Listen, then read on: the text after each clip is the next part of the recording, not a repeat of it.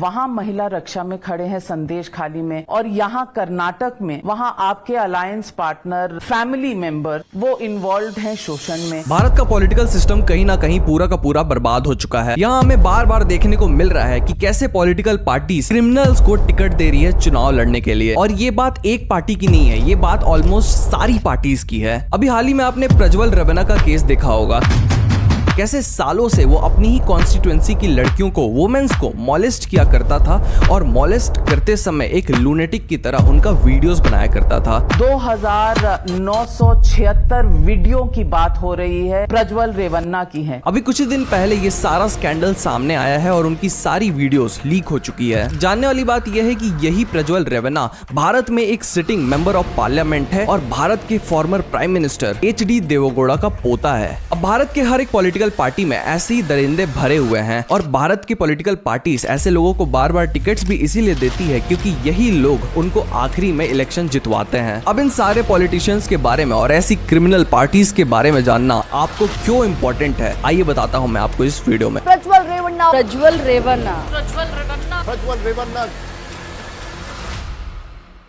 Video की शुरुआत चलिए प्रज्वल रेवन्ना के केस से ही करते हैं। 2964 ये वो नंबर हैं जितने number of videos Prajwal Revanna के कॉन्स्टिट्यूएंसी में पेनड्राइव गिरे हुए थे उनसे मिले हैं। उसकी कॉन्स्टिट्यूएंसी का नाम है हसन कॉन्स्टिट्यूएंसी और ये कर्नाटक में एक छोटा सा जगह है। अब आप सोचेंगे कि ये सारी अश्लील वीडियोस ही तो है पेनड्राइव में, क्या अश्लील वीडियोस रखना एक जुर्म है? जी हाँ, अश्लील वीडियोस रखना पेनड्राइव में बिल्कुल भी इलीगल नहीं है, लेकिन ये सारी अश्लील वीडियोस की कहानी कुछ और ही है। हर एक वीडियो में लड़की तो बदल रही है, लेकिन एक चेहरा हमेशा कांस्टेंट है, और वो है प्रज्वल रेवन्ना का। इन सारे वीडियोस में प्रज्वल रेवन्ना लड़कियों के साथ जबरदस्ती करते हुए दिख रहा है, और जबरदस्ती करते हुए वो अपने आप को अपने ही कैमरे पे रिकॉर्ड भी कर रहा था। वीडियोस जैसे ही वायरल हो जाती है, तुरंत ही प्रज्वल रेवन्ना के ऊपर उंगलियां उठनी शुरू हो जाती है। प्रज्वल रेवन्ना तुरंत ही अपने आप को डिफेंड करते हैं और बोलते हैं कि ये सारी वीडियोस फेक है, डीप फेक से इन सारी वीडियोस को बनाया गया है, और क्योंकि इलेक्शन आने वाले हैं तो मेरा नाम बदनाम करने के लिए अभी इन सारी वीडियोस को वायरल कर दिया जा रहा है। इलेक्शन के समय पे ये सारी वीडियोस वायरल क्यों हुई, इस मुद्दे पे हम फिर कभी आएंगे, लेकिन अब चलिए हम लोग कर्नाटक के फेज 1 के इलेक्शन के बारे में बात करते हैं। प्रज्वल रेवन्ना की कॉन्स्टिट्यूएंसी में जैसे ही इलेक्शन खत्म होता है उसके तुरंत ही बाद ये एक डिप्लोमेटिक वीजा लेकर जर्मनी भाग जाता है। अब डिप्लोमेटिक वीजा एक ऐसा वीजा होता है जो हर एक MP को दिया जाता है, और उसका वो कभी भी यूज कर सकता है अंटिल उसको ministry of external affairs permission दे तो। लेकिन इस केस में मिनिस्ट्री ऑफ एक्सटर्नल अफेयर्स का कहना है कि वो प्रज्वल रेवन्ना को कोई भी परमिशन नहीं दी थी जर्मनी जाने की। अब प्रज्वल रेवन्ना देश छोड़कर भाग चुका है, लेकिन कुछ ही दिन पहले उनके पिताजी को अरेस्ट कर लिया गया है कर्नाटक पुलिस के द्वारा। लेकिन जानने वाली बात यह है कि ये सारी वीडियोस आखिर अभी वायरल क्यों हो रही है और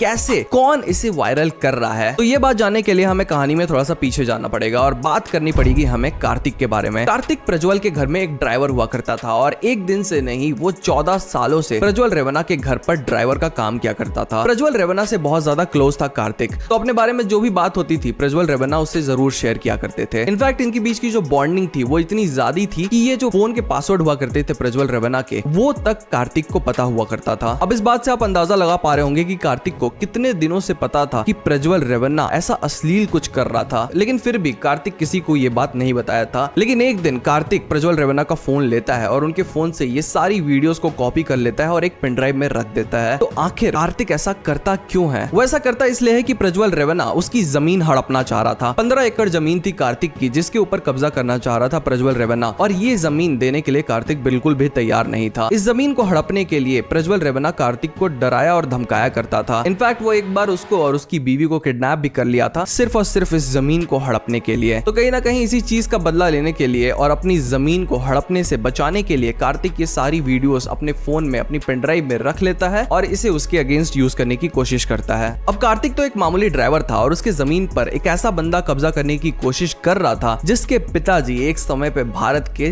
प्राइम मिनिस्टर हुआ करते थे। तो वो मदद मांगने के लिए अपने ही एरिया के बड़े बड़े लोगों के पास जाना शुरू करता है, और एक दिन वो जी देवराज गौड़ा के पास जाता है। ये भारतीय जनता पार्टी के एक प्रोमिनेंट लीडर है उस एरिया के, और यही प्रज्वल रेवन्ना के खिलाफ पहले भी इलेक्शन लड़ चुके हैं। वो जैसे ही इन वीडियोस को देखते हैं वो भी बहुत ज्यादा शॉक हो जाते हैं। अब आप सोचेंगे कि दो लोगों को इस बारे में पता चल चुका है, एक बहुत बड़ा प्रोमिनेंट लीडर है, एक कार्तिक है जो कि गवाह है, 14 साल से उसके घर काम किया करता था, मतलब अब प्रज्वल रेवन्ना का केस लोगों के सामने आ जाएगा। लेकिन ऐसा नहीं होता जाता है। बात यह है कि कुछ दिन पहले ही प्रज्वल रवन्ना को पता चल जाता है कि ये सारी वीडियोस कार्तिक के पास आ चुकी है, तो वो वहां के सिविल कोर्ट में चला जाता है और वो बोलता है कि ये सारी फेक वीडियोस है उनकी, जो कि एक बंदे के पास है, आप प्लीज इसके खिलाफ कोई एक्शन लीजिए। तो इस चीज को देखते हुए वहां की कोर्ट जो है वो एक नोटिस जारी करती है, जिसमें वो बोलती है कि 84 मीडिया आउटलेट्स और 3 लोग इन सारी वीडियोस के बारे में अपनी जिंदगी में कभी भी बात नहीं कर सकते हैं, क्योंकि ये सारी वीडियोस फेक है, ऐसा कोर्ट बोलती है। आप देख रहे हैं बिना कोई जांच पड़ताल किए कैसे सिर्फ पावर के दम पर कुछ लोग जुडिशियरी को भी अपने जेब में रख के चलने लग रहे हैं। ये वही जुडिशियरी है जिसके ऊपर भारत के लाखों लोग भरोसा करते हैं, और अगर ये जुडिशियरी कहीं ना कहीं ये सारे वीडियोस को लोगों के सामने आने देती, या कम से कम इन सारे जो वीडियोस हैं उनके न्यूज को मीडिया आउटलेट्स चलाती, तो प्रज्वल रवन्ना के बारे में बहुत सारे लोगों को पहले ही पता चल जाता। ना जाने इसके बाद कितनी सारी महिलाओं को प्रताड़ित किया होगा प्रज्वल रवन्ना। वो सारी महिलाओं को कोर्ट बचा सकता था, लेकिन कोर्ट के इस फैसले की वजह से ना कार्तिक इसके बारे में बात कर पाता है और ना ही भारतीय जनता पार्टी का लीडर इसके बारे में बात कर पाता है। लेकिन फिर अचानक से ये सारी वीडियोस वायरल कैसे हो गई? सबको तो बात करना मना था इस बारे में। हुआ यह कि एक्चुअली में जो हसन कॉन्स्टिट्यूएंसी है जिससे ये प्रज्वल रवन्ना खड़ा होता है, इलेक्शन लड़ता है, उसी कॉन्स्टिट्यूएंसी में एक दिन बहुत सारे पेन ड्राइव्स फेंके हुए पाए गए और बहुत सारी सीडीज भी पाई गई। कुछ लोग इसे जैसे अपने कंप्यूटर में लगा के देखे, उसमें बहुत सारे वो वीडियोस देखने लगे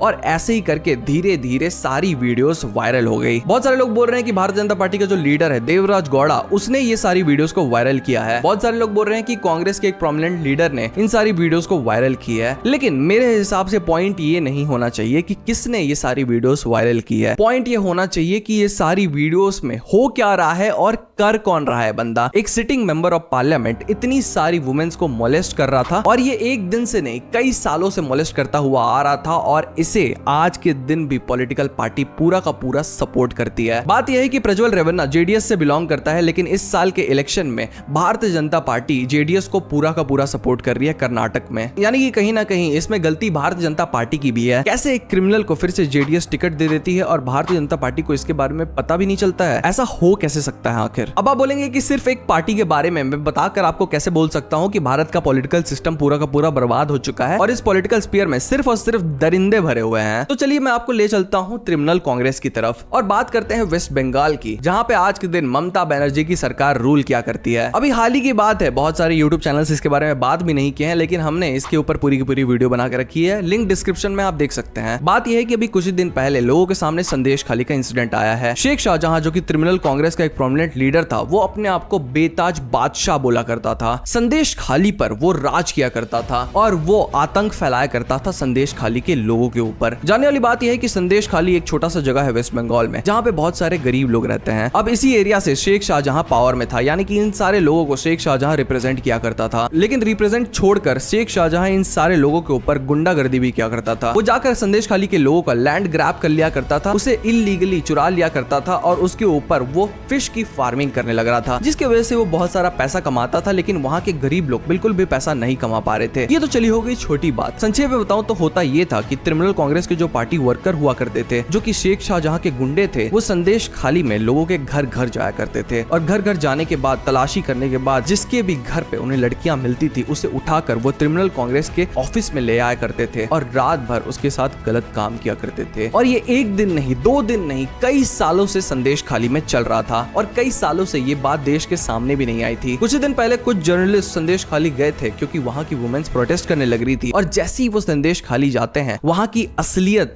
बाहर आ जाती है देश के सामने। अब ये थे तृणमूल कांग्रेस के एक बहुत बड़े लीडर, लेकिन जैसे ही तृणमूल कांग्रेस के ऊपर उंगलियां उठनी शुरू होती है, वैसे ही ममता बनर्जी तुरंत ही तृणमूल कांग्रेस को डिफेंड करने आ जाती है। बिना कुछ पता हुए तृणमूल कांग्रेस को डिफेंड करने लगती है और शेख शाहजहां को भी डिफेंड करती है और बोलती है कि भारतीय जनता पार्टी का एजेंडा है ये सब, मेरे पार्टी के नेता ने कुछ नहीं किया है। लेकिन आगे जाकर शेख शाहजहां को गिरफ्तार कर लिया जाता है और ऐसे कई दरिंदे हैं भारत में जो कि आज के दिन भी पनप रहे हैं और पॉलिटिकल पार्टीज उन्हें बार बार टिकट देती है और सिर्फ टिकट नहीं देती है, उन्हें डिफेंड भी करती है मीडिया के सामने आकर। आपको क्या लगता है पॉलिटिकल पार्टीज को पता नहीं है ये गैंगस्टर है, ये ऐसे मोलेस्ट कर रहे हैं लड़कियों को? उनको पूरा पता होता है कि ये करते हैं ऐसा, लेकिन फिर भी वो उन्हें टिकट देती है क्योंकि ऐसे ही लोग बार बार इलेक्शन जिताते हैं पॉलिटिकल पार्टीज को। ऐसा मैं क्यों बोल रहा हूँ? क्योंकि पॉलिटिकल पार्टी जो होती है एक फैमिली की तरह आप ले लीजिए उसे, और अगर आपके फैमिली में कोई कुछ गलत कर रहा होगा तो आपको उस बारे में पता चलेगा नहीं चलेगा। और ये पॉलिटिकल पार्टी सिर्फ एक छोटा सा फैमिली, एक छोटा सा घर को रूल नहीं करती है, पूरे के पूरे स्टेट को रूल करती है। बहुत ज्यादा पावर होता है इन पॉलिटिकल पार्टीज के पास। तो कैसे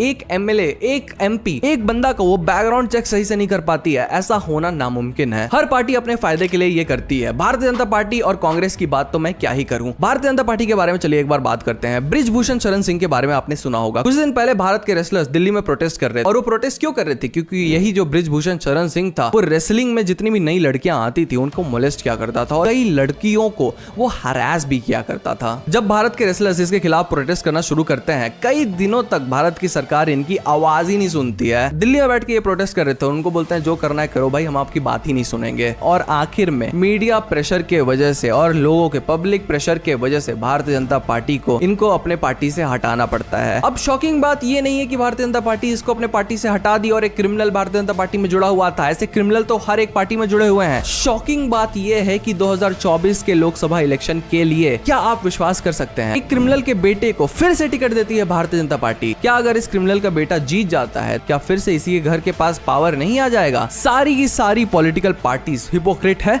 और सारी की सारी पॉलिटिकल पार्टीज के अंदर ऐसे ही दरिंदे भरे हुए हैं। कांग्रेस की बात मैं क्या ही करूं, कांग्रेस का इतिहास ही थोड़ा अलग रहा है। देखिए, एक समय पे भारत में इमरजेंसी थी और उस समय संजय गांधी का जो पॉलिटिकल करियर था उसका सूर्योदय हुआ था। और ये जो गुंडा राज के बारे में जो हम लोग आज के दिन बात कर रहे हैं, क्रिमिनल को टिकट देने के बारे में बात कर रहे हैं कि कैसी सारी पार्टी क्रिमिनल को टिकट दे दिया करती है, ये जो पॉलिटिक्स का मॉडल है इसके कर्ता धर्ता ही खुद संजय गांधी जी हैं। उस समय होता यह था कि कांग्रेस पूरे भारत में प्रोपेगेंडा फैलाया करती थी और अपने इसी प्रोपेगेंडा को फैलाने के लिए संजय गांधी बहुत सारे गूंस को, यानी कि जो गैंगस्टर होते हैं, मर्डरर्स होते हैं, और ये सारे लोगों को वो इकट्ठा किया करता था और बोलता था कि आप हमारा प्रोपेगेंडा फैलाओ। जैसे ही भारत में इमरजेंसी खत्म होती है, ये सारे जो बड़े बड़े क्रिमिनल्स होते हैं ये सारे लोग इंदिरा गांधी के पैरों पे होते हैं। और इसी समय के बाद से भारत में बहुत सारे क्रिमिनल लोग पॉलिटिकल पार्टीज ज्वाइन किए थे और इलेक्शन भी जीते थे। अगर हम लोग समाजवादी पार्टी के बारे में बात करेंगे तो उसमें सिर्फ और सिर्फ गैंगस्टर ही भरे हुए हैं। कुछ दिन पहले आपने अतीक अहमद के बारे में सुना होगा। एक बहुत ही पॉपुलर नेता था उत्तर प्रदेश का, समाजवादी पार्टी का भी बहुत बड़ा नेता था वो, और इसी के साथ साथ एक बहुत बड़ा गैंगस्टर भी था वो उत्तर प्रदेश का। लेकिन फिर भी समाजवादी पार्टी इसे और इसके जैसे कई गैंगस्टर्स को टिकट देती थी क्योंकि ऐसे लोग ही समाजवादी पार्टी को जितवाया करते थे उत्तर प्रदेश में, और इसी के वजह से कई सालों तक उत्तर प्रदेश में गुंडा राज हुआ करता था।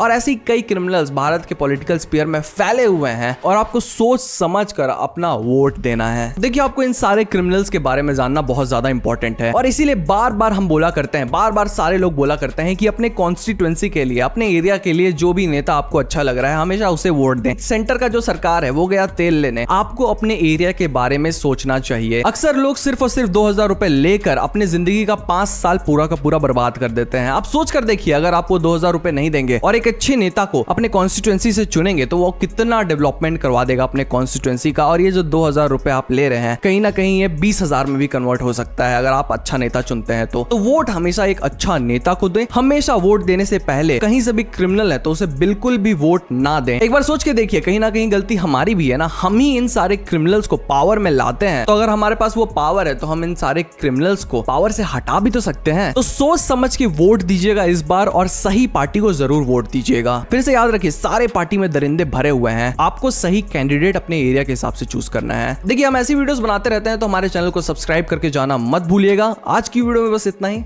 मिलते हैं अगले वीडियो में।